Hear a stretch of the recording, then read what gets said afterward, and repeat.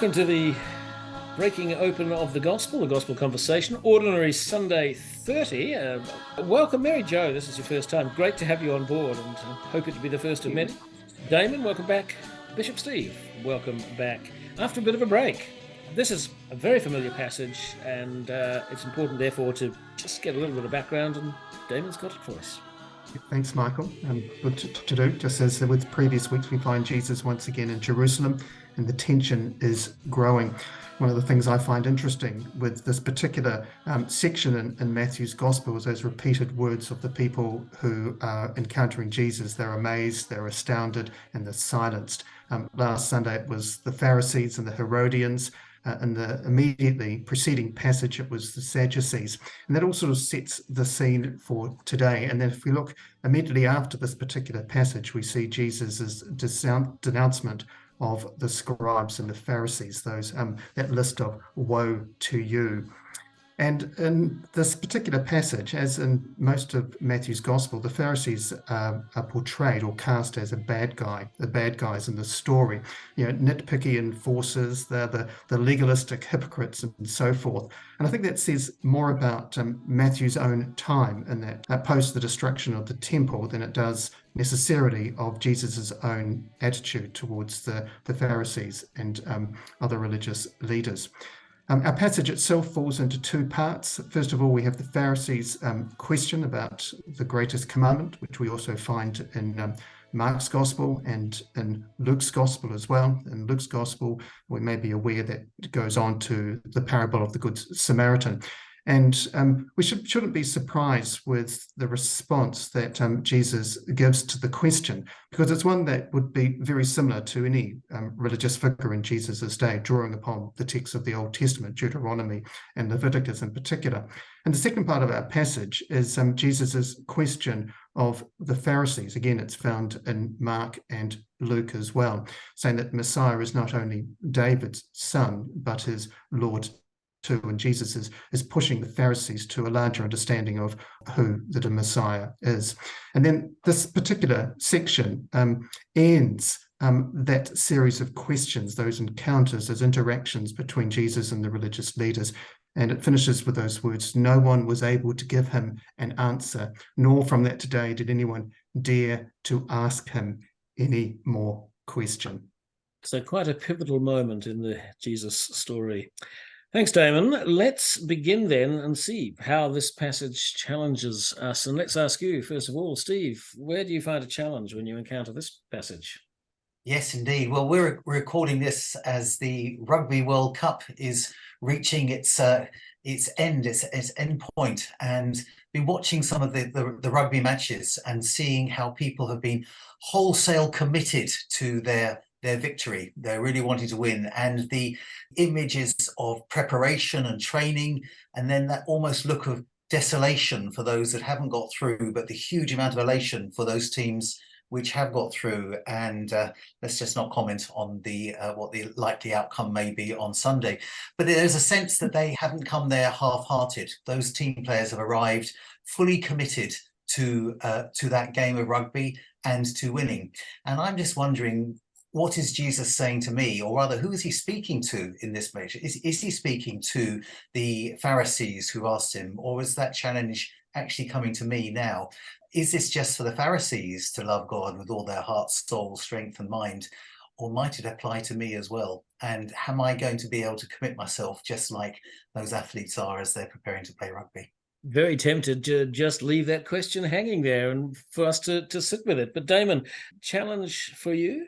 Yeah, it's Steve sort of saw the challenge as being about loving God with everything. For me, it's about how do I go about loving my neighbour as myself. I think for me, faith necessitates that my understanding of who my neighbour is continually has to be enlarged and become more and more inclusive. And that's a huge challenge, I think, for many of us. But the second part of it as well, second challenge for me, is that I find that there is an inconsistency in this gospel, which I find just a little disturbing. And I mentioned in the background that the next section is that series of denouncements, woe to you, and where Jesus says of the Pharisees, do whatever they tell you, and and follow it, but do not do as they do, for they do not practice what they teach. And, we know that throughout Matthew's gospel, there's this level of almost animosity towards the Jews, and in particular towards the Pharisees, which I find incredibly unhelpful at its best. And at its worst, of course, it's led to all manner of prejudice and violence towards Jews from Christians. So that's a deep cultural challenge there too. And I am very glad you've raised that. I've raised it myself in preaching in the last few weeks, and at the time of the current time when the ugliness of Hamas and Israel has surfaced, we're so aware of the tensions and the misrepresentations that are emanating from racial hatreds. So thank you for highlighting that again. It is challenging. Mary Jo, for you, what's the challenge?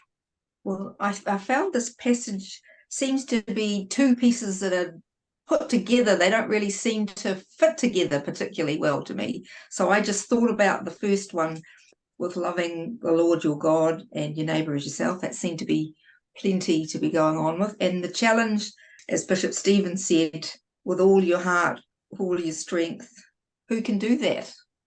I came from a very evangelical background, and I kind of thought you gave your heart to Jesus, and that was kind of the end of the matter. As I've got older and hopefully a little bit wiser, I've realised that it is a process. Our salvation, becoming and learning to love God, is a process. So that's a real challenge, just continually what that means. And out of that will come our love for our neighbour. Sort of, it can't be the other way around. It's got to be the love for God first, I think, knowing his love. Yeah, and thank you. That's really important. And as you're saying, emanating, as it were, from that, we learn to love our neighbour. No easy call, as three of you have made clear. But Damon, let's ask you for some good news, please. Yeah, I mean, the religious life is actually quite simple, isn't it? To be honest, love God with everything and love your neighbour as yourself. That's it. There has to be some good news. It's relatively straightforward. Of course, there's deep challenges, as we've all indicated, and what we've said before with that too. To love my neighbour as myself is to somehow recognise that my neighbour is actually part of who I am. And I do find that incredibly good news too. I came across this little passage recently from Wendell Berry, the American poet, and it was an interview he gave, and he said, the Amish understand that if you love your neighbour as yourself, then you become a neighbour to your neighbour. That is, you help your neighbour. And then neighbourliness is not just a virtue, not just a biblical requirement. It becomes an economic condition in which you and your neighbour mutually thrive. If you love your neighbour as yourself, you want him over there on his farm doing well. That means he'll be able to come to you when you have a need. You get the spectrum of goods. You're not just going to heaven. It's a side effect that's incidental. What you have already is a neighbourhood that's heavenly enough. Now, of course, we want to say that not just he, but she as well. But I just love that sense of this is what we're seeking to create, the sense of a neighbourhood where we do see each other as our neighbour. And in doing that, we begin to see what it means to love God with everything we are. That's a sense of deeply enriching and edifying, and those are all very big words, but that mutuality of love and of service. Thank you. It's edifying, it's powerful stuff to immerse ourselves in that. So, Steve, does that work for you? What works for you? What's good news here? Well, poetry is always good news for me, so thank you for quoting a poet's name. Yeah, I'm looking at the second part actually, and conscious that, as you said, Damon, this is in the temple, so this is at a place of religion where religion is known and felt, and I don't quite understand how the Jews of 2,000 years ago viewed David, but I'm sure he was almost a mythical figure, and it looks as though Jesus is liberating them from religion, which in many ways I find extremely good news, that in fact it's not our religion, but it's the person who takes us on. And so Jesus is challenging their religion. It's David, so is David Lord? No, actually there's something greater than David here, and guess who that might be? Well, that's music to our ears, I suspect, when there's such religious animosity, which there always has been, I suppose, but so much religious animosity in the world at the moment. Mary Jo, give me some good news. Well, I think what Damon said about it being simple and yet incredibly difficult, it's not like we've got to do a whole lot of complex tasks or do impossible sort of requirements. It's simple. Love God with all our heart, love our neighbour as ourselves. even when you see a mother and a young baby, we're kind of made for love. It's programmed into our DNA that even for the survival of the species, our most vulnerable little ones need love. That physical holding, the nurturing, the nourishment. It's if you ask people to pray who may not particularly understand God, or people never turn down if you want to pray a blessing for them. So there's that sense that people, whatever their relationship with God, kind of recognize that need for love. It's in all of us, it's in our DNA, and that's so wonderful. That's what God requires of us. It's sort of calling us back to our most deepest selves in a way, which I think is great news. It really is taking us right into the essence of what is human, what is part of being perhaps made in the image of God, all those sort of things. Really deep part of who we are. I'm going to throw back to you again, Mary Jo, because I'd like to see you're in parish ministry, you're a human being, you're living in a new place. Tell me about so what when you read this passage. Oh yeah, take home is our neighbours matter, we matter, matter matters, people matter, and how wonderful we have a God who cares and who knows our best interests. And I guess that's a take home. I would have the simplicity and the challenge of it. Yeah, it's not a bad take home, and that matter matters. I like that, and mattering matters. Yes, Damon, tell me application. So what? Yeah, I'd say that the Pharisees would have agreed with Jesus's response about the greatest commandments, as most people today would agree to that second part. There's something about loving your neighbour is so essential, so important. But I think Matthew reminds us that it goes even further than that. And it's not just to love your neighbour, even an expanded form of who our neighbour is. Earlier in this gospel, Jesus says, love your enemies.